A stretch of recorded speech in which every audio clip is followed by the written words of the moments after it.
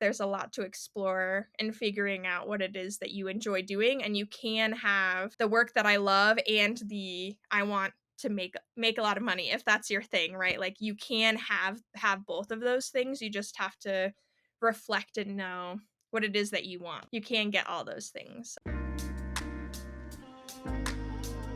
Hello, stereotype breakers, and welcome to yet another episode of the Meaningful Conversations podcast.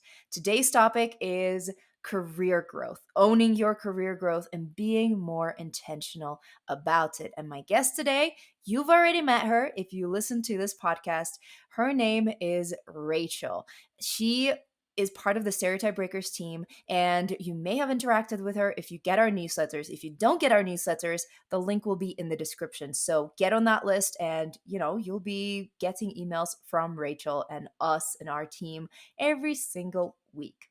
But let me tell you more about Rachelle. Rachelle is very multifaceted and passionate, and she follows numerous interests. She's a yoga teacher, a software engineer, a content creator, a board game designer, and an outdoor enthusiast.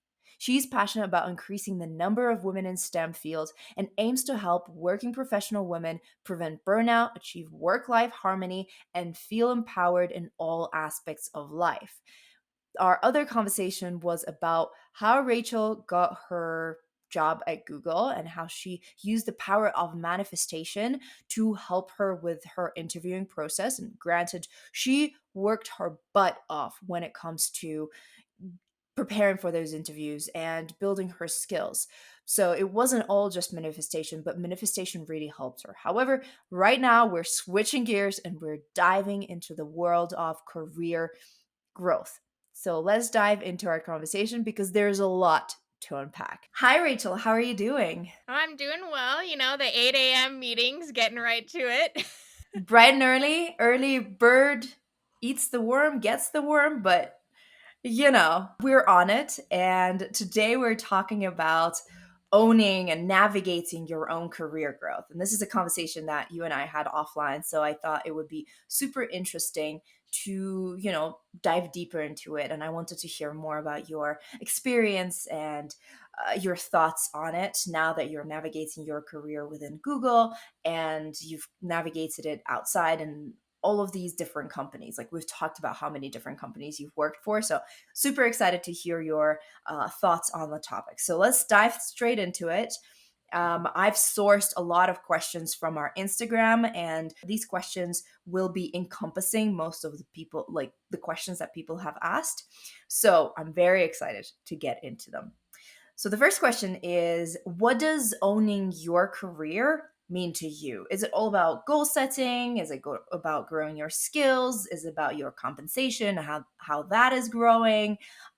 Getting that next title? What components does career growth and owning your career growth have in your experience and opinion? This is definitely a highly personal question, so I just want to start by saying if you're different than what I'm saying, like you don't have to follow like what my career growth has been even to get to where I am. But I'd say in general, for my career growth, the thing that's been the most important is the work that I'm doing, right? I think I was just listening to that song about like I'm on vacation because I love my job or whatever, and that's definitely what I feel like I want my career growth to be like. One of the reasons why I've changed careers is because of like the work I wanted to be doing or wanting to be challenged. Really, it was about wanting to be challenged and always learning and growing. And that's just one of the things that was really important for me in my career. And that's one of those things that could be different for other people. Of course, along with that, I did want to keep getting paid more because I do think compensation can kind of reflect the work that you're doing. It's in some ways unfortunate, although, like, money is nice and all, but it's not, what brings you happiness. But it is sort of a metric also to know that you are progressing. Like, am I making more money in the next role? So it's related to getting promotions, if that's something that people are interested in even. And yeah, I think that I haven't really like owned my career growth when I was younger, to be honest. So I didn't really have like all this goal setting. When I was in school, I aimed my goal at like the hardest thing that I thought that I could try to do, because then I thought if I decide not to do it, that's fine, but at least I'm set up to do it if I want to. And I feel like that's sort of been a lot of what I've tried to do in my life in general, where I'm like, I don't really know, but this thing like seems kind of cool and it's hard to get into. So if it doesn't work out, maybe I'll still get something else that's pretty close to it or I'm set up. It's like a lot of those things, right? Like growing my skills because I always want to learn new things, be challenged in new things. The title is not really like as important to me as the work I'm doing. I feel like in the like job world, companies always are really adamant about the title, but my title's been basically software engineer for a while. It's just what level of software engineer am I? And I've had other, I don't want to say random jobs, but I've had other jobs, pharmacy technician, sales intern, like exploring different roles that I might want to do. And all of those have looked very different and still helped me get to where I am and develop other skills outside of like like traditional software engineering career path that I think ultimately helped me get to like this current place at Google. And I can't say that this was where I like Google was like, oh yeah, that's my ultimate goal where I want to be. The thing I think to keep in mind is hopefully like your career is growing, but it's not just your career, right? It's you as a person. Like you're growing because you have all these things about you. So as you grow in your career, you're growing as a person in other ways. So like that might mean that what you want in your career changes. And like that's still going to be the same for me. I'm sure that what I want in my career is going to change over time. So I think it's mostly been just being adaptable. I love that. And I love the fact that you've mentioned that it's so personal because it is so personal, right? For some people, maybe they do care about the title more. For some people, maybe they place more value on something else. It's all about your priorities, right? And what is important and what success means to you at the end of the day, right? Defining that for yourself is super important. And again, that's where reflection comes in. And we talk about reflection offline all the time. Now that you are at this evolution of your growing, of your development, now that you are starting to own your career growth, how do you approach your career growth strategy? And, is there an approach that you are following? And like, how do you go about that whole thought process? So ideally, I would like to be able to like reflect on what is it that I want to be doing, right? So when I actually made this switch from my old job to like Google, I had gone through like this reflection of like what's an ideal work scenario, what am I looking for, what do I want to be doing? And ideally I would like to get to that again, where I would basically either get to create my own role or like I define the role that I'm working in. But right now, because I just started at a new company, there's all these other things going on, things I'm learning. So the approach that I'm trying to take is what is a role or like what is the trajectory in this current company that I can take, and what's like a traditional role that I can just aim for now until I like learn more about how the company works and understand the structure, in order to better define the role for myself. So I would definitely, if people aren't sure, like that's where I would say to start. But I also just want to say you don't have to go with the traditional career and roles, because as society changes, the roles are going to change. And lots of companies are so willing to create a job and title for you, especially if it's something you're passionate about and you're good at. Because if you're at a good company, I should say, if you're at a good company, they will want to support you in that growth and want to help you succeed, because it's going to help the company succeed, right? Like it should be a very mutual relationship. For now, that's what I'm doing. And I think I'm actually meeting with my manager soon, and we're going to be talking about like where I want to be in 1 year, where I want to be in 3 years, where I want to be in 5 years. And so I'm going to try to do my best where I am now, the knowledge I have now. And again, like I know that's going to change. Even my manager, we talked about it's going to change, but it just helps kind of like that North Star, like what am I working towards? And I think having goals for me is like good, because I do very well with goal setting to achieve what I want to do. That's not how everybody does their best with goals. Unfortunately, that's sort of how the corporate world works, is they like you to have goals and then achieve those milestones. And to be honest, like my first year at this new job is mostly going to be like ramping up on, the product I'm working on, the technologies that I'm using, the company, the benefit, I guess, I would call it a benefit of working in tech is like everything's going to keep changing. So I'm going to keep learning new things. So there's always going to be that aspect to my job. I am trying to like think about also different components, right? I think there's not just like technology and these skills. I also am thinking about like one thing that is a big deal for me is like what level of mentorship and leadership do I want to have, right? Because that's sort of a question that I've struggled with a lot. I'm an outgoing person. I'm not necessarily extroverted, but I like talking to people. I like helping people. I like learning about other people, and that a lot of those things are very good for a manager type position, the like people skills, but I don't want to like accidentally become a manager, or at least right now, that is not something I'm interested in. So that's one of those questions of, well, no, I don't want that, but then what level of leadership, mentorship do I want? Because I do still want to do those things. I enjoy that. How does that then fit on this like traditional like ladder, the tech and personal relationship skills together, like what proportion of those two do I want,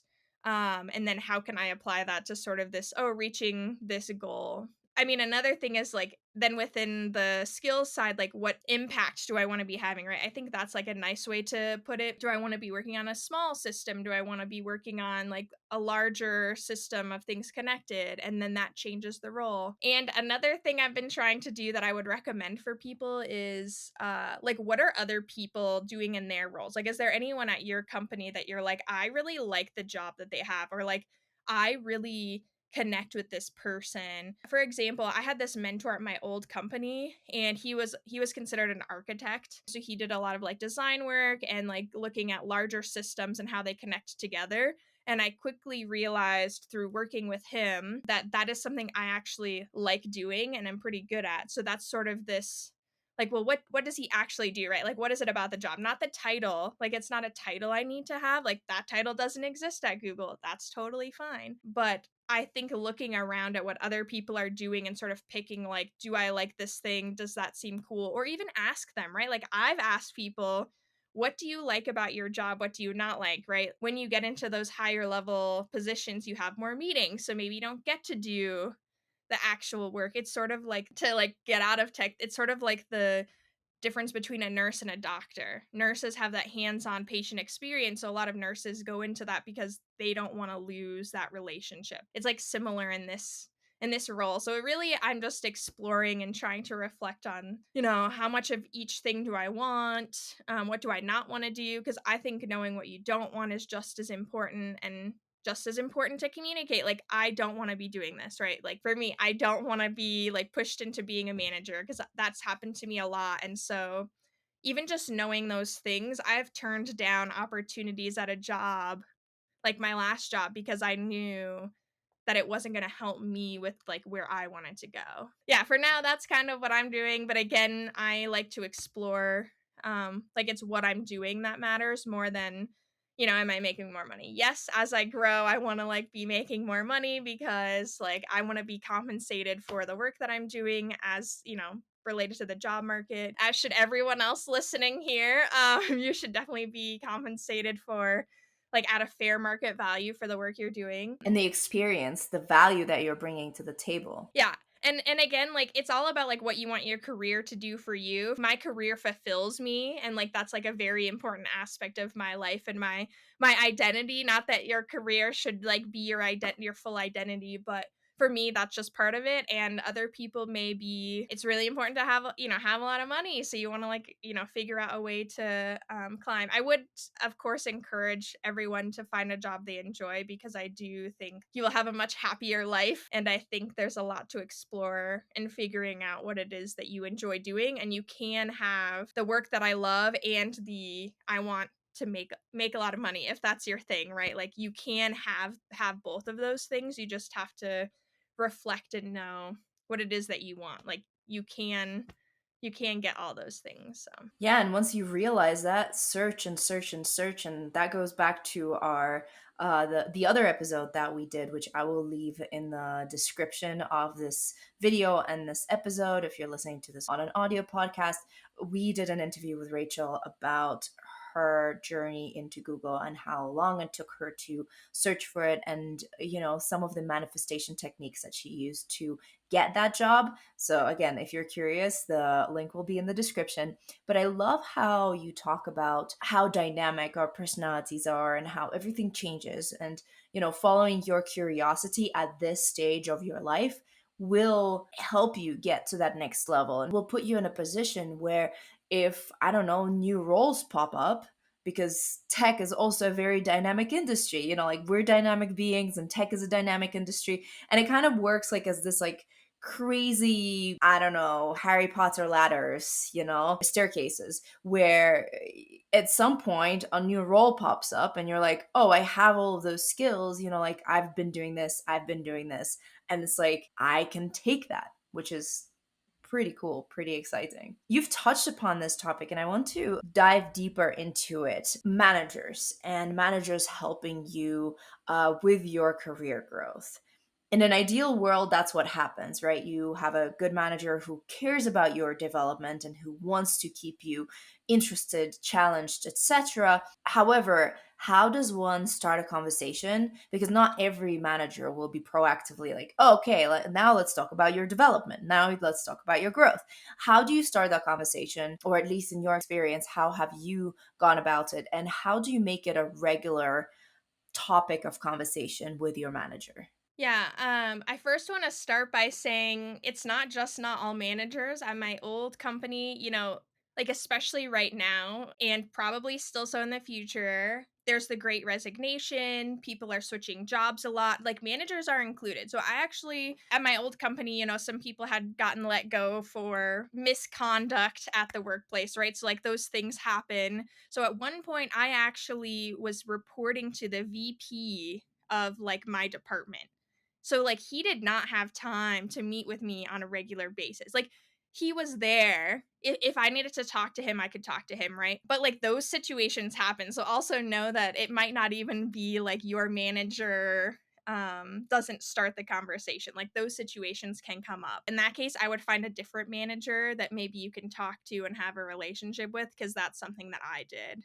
That was like really helpful for me. Working remote, that might be a little harder, but you can do it and go to some like virtual networking things to find them. So yeah, to start with that conversation, I mean, I think it's really important first, before you even have the conversation, to again reflect on what it is that you want, and also like reflect on like how your manager can help you, right? Or how another person can help you. I think there are different levels of like this career growth and planning. I think there are things that you want to do personally that like may not even involve the company, and I think there are things within the company.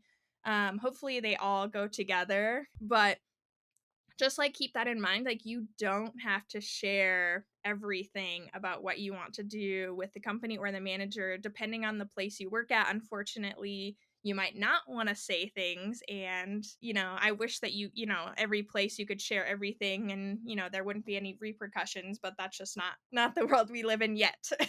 So I mean, I think one, there's this whole like we talk about like owning your career. I think you need to own these conversations as well. So one thing that it took me a long time even to figure out at my old company is that I actually had to own creating meetings, and I had to own like how often do I want to meet with my manager. And it's also very scary at first, but I also had to own like the conversation and what we're talking about and coming up with an agenda, because yes, a manager should support you, but I mean, in this, like, you're an adult, you should be like responsible for your own career journey with or without another person. So like they want to support you, hopefully, but that doesn't mean that, depending on how many people they have reporting to them, they can't be thinking about you and holding your hand and like pushing you, right? Because also a good manager shouldn't push you into like somewhere you don't want to be. So, I mean, I would, set up the meeting, and it could be scary. To be honest, if you do not have a good relationship with your manager, like the first meeting, you should probably just like maybe have it as a get to know you. You can set the agenda and be like, "Oh, I just want to like build a better relationship with you, but in the future like I would like to talk about my career." And you can even ask like, "Do you have any thoughts about like where you see me going?" And like they might say no or yes. And just because they have an idea of where they think you should be does not mean you have to go there, right? Like the whole manager situation that happened to me at my old company. There is this traditional view that you have to climb this ladder, that you have to go up, but there's also the growth like vertically or not vertically, horizontally. Like there's different roles you can do. There's just like exploring in your job. So also just remember that, but I always think it's good to also understand like where they think, what their expectations might be. And asking and just starting that conversation. And then I would just have regular meetings after that. And you can have this however you want. You can talk about what you've been working on. Like at your job, depending on the manager, I would like maybe say first meeting, kind of get to know you. Maybe the next meeting, then like reflect on like what I'm doing, right? What do you want? Where do you want to be in a year, 3 years, 5 years? Try to think about it in the context of your company. You certainly do not want to tell a company that I'm going to leave in 3 years because of XYZ reasons. Maybe you do want to leave the company, don't say that, but just like, this is where I want to be, whether that's at this company or not. I would reflect on those things. And again, I think about the work you want to be doing. If there's different titles, like think about like, I want to be promoted. I think it's always important to like start having those promotion conversations, right? Like another thing is you have all these for promotions, you have all these reviews, right? So depending on the company you work for, those may happen at different times of the year, different frequencies. My old company, they happen once a year, and the reviews always happened like at the start of the new fiscal year. But at that point, it was too late to get a promotion if you hadn't already talked to your manager because the budget was set. I see. And Mhm. I think a lot of people got into that situation, myself included, where I would be like, "So I feel like I'm ready to be promoted." And they'd be like, "Well, we don't have the budget for that. But like next year, I think that would be great." But then, I learned that, well, okay, I'm going to like talk to you about it like every time we meet or every like however often, like every couple months, and ask you like, how am I doing? What do I need to improve on? Like what do I need to do in order to get promoted? Like I want to be promoted, right? And a lot of times you might already be doing the work at that next level. And a lot of times you have to prove to a company, I can do the work at that next level in order to be promoted. But you might not know, oh, well, there's these other things that they're looking for. And depending on the company, you might be competing with another person because of budget restrictions in order to get that promotion over someone else. So that might change the things that you want to be doing, right? And of course, there's like the technical skills, the relationship. What are you doing on all those fronts? Like there's different things you have to work on in order to reach the next level depending on where you're working. So yeah, I would just say like definitely like get that like long-term plan, like short-term, long-term, where you want to be, think about promotions and like have the conversation, like ask where do I need to be. And yes, those conversations are like nerve-wracking. They like make you very nervous. I would also say that depending on where you work, when you are starting to ask about this promotion, come up with data with like why you should be promoted, right? Like, what am I doing? Why am I thinking I should get promoted? What is data to support that I should be promoted? And also start thinking about what the salary should be. Because you never know that at some point, like, you could bring it up thinking that, oh, I'm just gonna like have this conversation and it's gonna be the start and then we're gonna talk about it later. I think maybe my husband had this situation where he like talked to his boss and his boss was like, "Oh yeah, definitely like you should be promoted in this new title and like let's talk money." If you're not prepared for that conversation, then you just be prepared for like all those things and like think, have that strategy and just know depending on where you are, who you're talking to, even at the same company, different managers are different. Just be ready for all those things. Like do your research. And then the good news is you've already done that research up front. So if it does come back later, like have a notebook or something about it, Word doc, whatever works for you. And then you can be ready for that conversation whenever it comes up so you're not blindsided. Because the worst thing is someone talks about money and you're like, "Oh crap, I don't know what the right pay is. So sure, whatever you say is good," which normally you should always negotiate up because that's just the world we live in. Yep, absolutely. Absolutely. I saw this post about some recruiter who had a huge budget for the position, and the candidate didn't negotiate. So they ended up at the lower spectrum of that budget, which, the recruiter got a lot of backlash for that. But it's just a reality. And a lot of these people don't tell us about that. At least she told the world that this happens. So hopefully more people will negotiate. I love your approach to starting these conversations. And it's so amazing that even when you didn't have that direct person to communicate with, you found someone within the company. And maybe it's easier when it's not your own manager. However, there might be a conflict of interests when you are talking to your manager, and you've touched upon it. Budgeting, they might not, like competing budgets and all that stuff. And also they might not want to lose you. So how do you keep on advocating for yourself in different situations at work, just like, those ones? I think that is a very difficult question or a difficult thing to do, I will say, because if you're not used to advocating for yourself or doing those things, it's like you're gonna be like, I don't know what to do. I don't know what to say. I am so nervous. Like, I'm gonna say the wrong thing. So just know that like, the first time's probably gonna be the hardest. I think it's important just to, like, remember that and recognize that, like, I think my voice was, like, shaky a few times when I would, like, talk talk to my manager because I was, like, so nervous. For me, I think it's important to have talking points that really, like, centers me and helps me. As much as I hate to admit it to myself, I do feel like I'm a very emotional person, but I don't like to have my emotions, shown externally to other people, so I feel like I could get emotional during certain conversations depending on, like, what somebody said to me, and I know that's because of situations I've had in my past that are informing how I interpret things that are being said to me now, right? Like, I ask about being promoted, depending on the person and their communication style, they might say something that I'm like, "Oh, I guess they don't like me," or, like, they think I'm a terrible employee or, like, whatever, all these thoughts can come in. So, I think that, 1, just, like, know that the first time you say something's gonna be challenging. When you get told no or when, you're like, "Not right now," I think the next, like, thing is to ask questions, right? Like, get curious, try to get into a curious standpoint and get out of that negative self-talk or anything else that may come up, and understand why.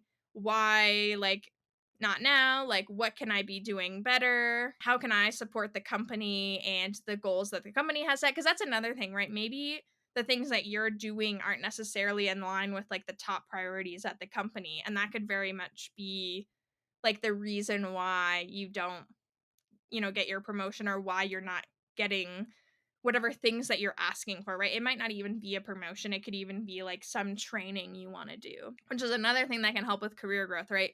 Oh, well, I need to grow these skills or we had this conversation. So, like, can I do this like course or even setting time aside to take courses on company time because most companies have some sort of rule where you can spend so much time. And I think a lot of people do not utilize that, but those are also things that you can say, "Hey, I completed this course. Hey, I like learned this new skill that was, required for this project that we worked on." I think just being vocal in general, people will know who you are, and asking questions and not being afraid of asking questions. If someone ever makes you feel like dumb for asking a question or like berates you or like anything like that is not an environment you want to be in. Let me just say that. I think those things, like, if you're not comfortable advocating for yourself, maybe you're just not comfortable speaking up yet, start by asking a question because I think that feels like a very low risk thing to do, except asking questions can be scary. Maybe you ask questions of someone in a one-on-one where you're like, and that's a great relationship building technique as well, right? You go to this big meeting with lots of people and then you realize I have all these questions and you write them down. And then you just email the person or set up a meeting and then you build a relationship with that person, and maybe you build a relationship with another person.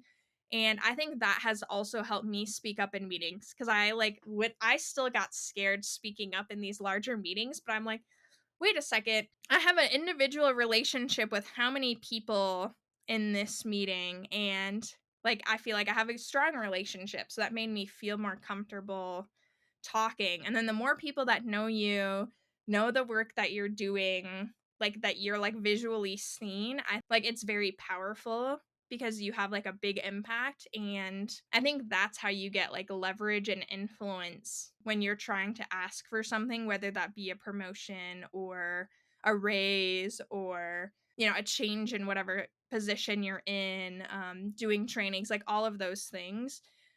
Because the more people that talk about you and know you, also that protects you when people leave, right? Because like there's always going to be turnover. If you have one person that's like your advocate or mentor and they leave, that is like devastating, career crushing, right? So I think expanding your network, and there's lots of ways to do that, but I think asking questions is really good, because a lot of times I'm like, this is a stupid question. And then someone's like, oh, that's a really good question. And I hadn't thought about that. So just remember that just because you have this question and you think, oh, someone else will ask it, actually, maybe no one thought of it. And you're like actually the creative person that like is thinking outside the box. 100%. I mean, questions are right now, questions in business have so much more weight than answers a lot of the times. And people who can ask the right questions are so valued.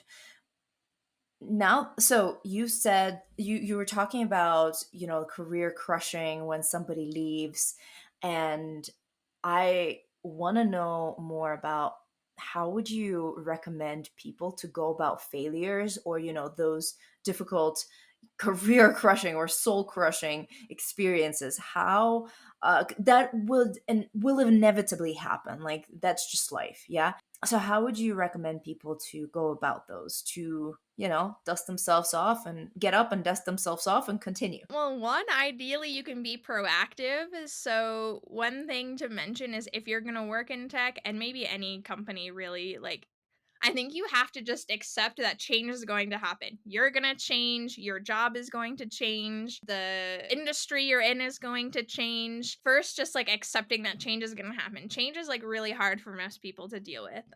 And I guess for me, I try to think of a failure as more of like a change. Easier said than done. I'm not saying I just like, oh yeah, failure or whatever.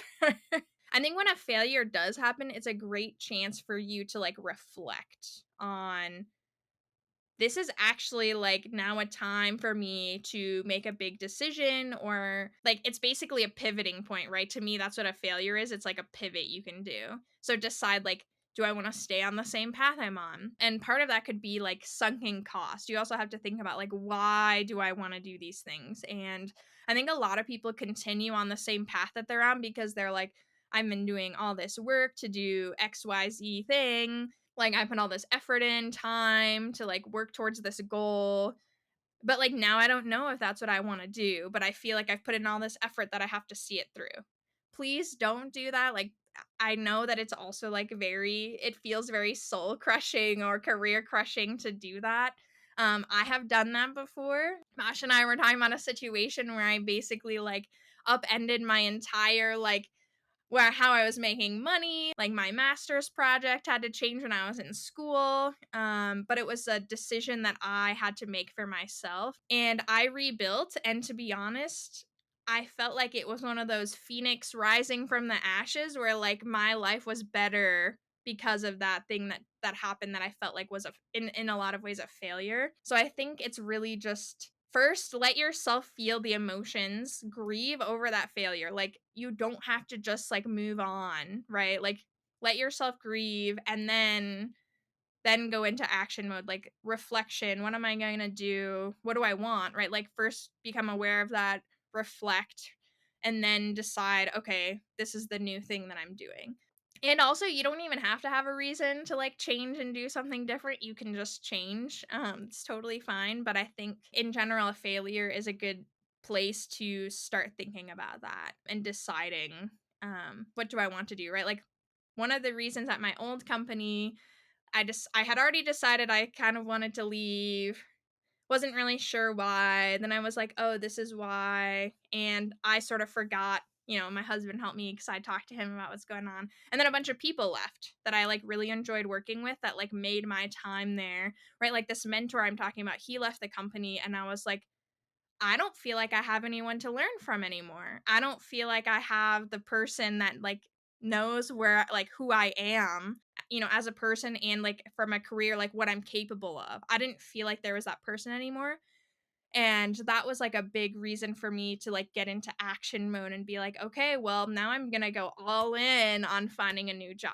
Right. And I had already been looking, but I wouldn't say that I was necessarily all in, but I got all in and I knew people were leaving. Right. I knew that he was leaving before he left. So yeah, I think that when these things come up, just know like change is going to happen and maybe like make the change. Right. Now that this failure or if this thing has happened, my circumstances are different, so what does that mean for what I want to do with that information? And again, still allowing yourself to grieve that failure, grieve whatever's going on. Because I think a lot of people, or like in society, it's all about, oh, emotions are bad. Don't, you can't do this, you can't do that, or just move on and action. Like, no, I think it's really important to grieve because it also will help you in your reflection of like, why does this make me sad? Why does this make me angry? Why does this make me whatever emotion it is that I'm feeling? And that will actually help you with, okay, well then that means that this is one of the things that I want to have change. 100%. I was recently learning about the concept of anti-fragility and how, being mindful of your negative emotion is such a big part of building up that muscle. Because without those negative emotions, you can't experience the positive ones to the same extent. And, accepting those emotions and observing them, I mean, that's just key to becoming stronger, essentially. And with every failure, like, if you don't fail, you don't, it means you probably don't try. You don't go outside of your comfort zone enough, and you don't try. So I want to switch gears and talk about some of your career growth mistakes that you can think of, um, and what you've learned from them. So let's switch to your failures. Where have you failed? I mean, it's really hard to say now that they're failures, right? So like here's another caveat I'll say is I can reflect back and tell you all of these times that I felt like I failed in the moment and now I don't feel like they're failures because like look at where I am and they're what made me who I am and why I'm why I made it to this job at Google. So just like another thing to help you maybe to me there were a lot of failures in that I could not decide what I wanted to do with my life. Yes, I was younger, but I was in school, so like it was very important that I figure out like get my shit together, figure out what I want to do because I was paying money to like gain these skills and get this degree. So, one, I decided on this like really hard. I wanted to get an MD, PhD. That was going to require a lot of school. And then later I realized I don't want to be in school that long, which is funny because I say I want to learn and grow and be challenged. But I was thinking about that from the standpoint of like, eventually I want to start a family and, make very much money while you're like doing this or that thing. And I didn't want to have to do that. I wasn't interested anymore in that. So then I was like, well, now what do I do? I know I don't wanna do that, but, like, now what am I doing? And that felt like honestly, every time I changed my mind or didn't know what I wanted to do felt like a failure. Like, college felt very scary to me because then I was like, "Okay, well, maybe I wanna be a pharmacist." Like, that would be cool. So then I got a job as a pharmacy technician to figure out explore, and it was also I'm going all in. I need experience. I volunteered at the hospital, in like the pharmacy one of the pharmacy departments. Then I was like, "Okay, this is also not the job for me." And then I was like, I wonder what sales is like. I'm gonna like try it out. So I was like a sales intern. And mind you, these jobs were like 9 months long. So like that also felt I was like, oh my God, this is probably gonna be terrible that I've only had a job for 9 months. Besides this other job where I was like a waitress and a barista. I had that job for like 3 years, but not like what I felt like was like a career or whatever. And I was like, oh, this sales would be cool. I actually really liked the job because I realized you can be a technical sales person. So you could still have technical skills, you still got to learn, but you were basically selling things. There were a lot of things I didn't really like about that job. Ultimately, I left because of like working with older white men with some like locker room talk that I felt very uncomfortable. In a lot of ways, I feel like a mistake was that I didn't listen to that feeling in my gut that something was wrong that I didn't like, and I just didn't know what it was, but I didn't take the time to explore what it was, and I just was like I pushed forward and I was like this is fine, no big deal.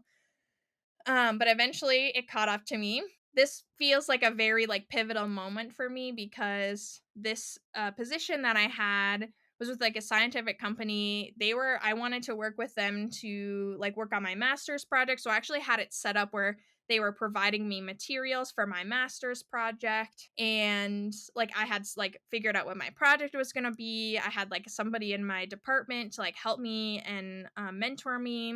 Some other things happened too where like, you go to these events and like you're encouraged to drink, but then you have conversations with your manager while you're drinking, and like if they are not or they are, then there's like verbal agreements happening, and then he like basically this manager also like went backtracked on what he had said, but we didn't have anything written down. So there's another lesson for you that while you want to trust people, I don't know that you can always trust people, but that was another red flag for me, right? So I made this decision basically like this was a thing, like this job was making money for me to like pay rent and get groceries. This was like the job that was directly related to my master's degree and the projects that I was doing. And I made this decision because like like this my gut feeling caught up to me to quit that job. I didn't know what I was going to do, but I just knew that I needed to quit the job. That was like so emotional for me and felt like such a failure, and starting over, right? I had to do all these things. But then I like took a step back. I was like, okay, I know that this is what I want to do and it's scary, but like, so what do I need to do for me to feel comfortable with this? So I was like, okay, I'm going to, talk to this person and figure out what I'm going to do instead for my project. It was also a great time for me to pivot. My project was going to be like a wet lab doing research, and I had always had this like thought about I really like software. I took these computer science courses and I sort of wanted to still do some like software related work. But I was like, okay, this is a great time for me to pivot and go all in on this thing that I haven't given myself enough time to explore that I enjoy doing, right? Like that is why I now am a software engineer, and I like had a master's project where I worked on code and got a lot of experience. There was also, a lot of other things like I wasn't sure I wanted to tell my manager why I was leaving, that I felt uncomfortable in these situations, but I did. That was also very scary. But I needed to do that for myself. So I guess what I'm saying is they felt like a failure at the time, but I know that they were like the right decision and they weren't actually a failure. And that is the best takeaway. I love it when people are like, yeah, I had some failures, but I just don't see them as failure. I don't classify them as failure because that means that they have processed them and they have reflected and they have taken something away from them to the point that they don't see them as failures anymore. And I love that approach. And I really hope that anybody who's listening, who's watching this, will also learn how to do that. If they don't do it already, maybe they do. And like a lot of times we recognize in ourselves, like, oh, yeah, that thing, like, that theoretically could classify as failure, but I don't think of it as failure. Like I can't think of that as an example of failure because I've learned something and it's taken me to new places. So, to wrap up this conversation, what are your three main pieces of advice when it comes to navigating one's career growth? Just like three bullet points. What would you recommend for people to do? All right. I actually have some notes on this, some actionable advice because I feel like actions. So one is every week take time to write down like your major accomplishments that you did at work. Try to keep them data driven. Set a reminder on your calendar, right? Like every Monday morning, every Friday before I leave, like get a doc together, do something, because that's going to help you when you're having these conversations, and also maybe you reflect about what you liked and didn't like that week. Second is, again, know your like market value, what pay you want when you're doing a promotion, when you have a new job, any of those situations. And also know that Anytime somebody gives you a number, regardless of how firm it seems, regardless of if it sounds like you cannot disagree or negotiate, that is your time to negotiate. You can negotiate. That was something I learned the hard way that somebody else told me later. So just remember that just because it sounds like there's no room to negotiate, totally not true. Don't listen to that. And let's see. Yeah, I think just also what I have already said is know that things are going to change, be okay with change. Be okay with the fact that you're changing and like reflect and review whatever you want to do with your career. It's okay to do the same reflection every year because I bet you something's going to be different and you're going to learn something new about yourself. Absolutely. Love every single piece of advice. And I think they're so, so important. All of that stuff will help you set yourself up for success, whether within your company, whether you're going externally, etc. Rachel, thank you so much for sharing your experience, your insights, your advice. It has been invaluable, and I'm so grateful for it.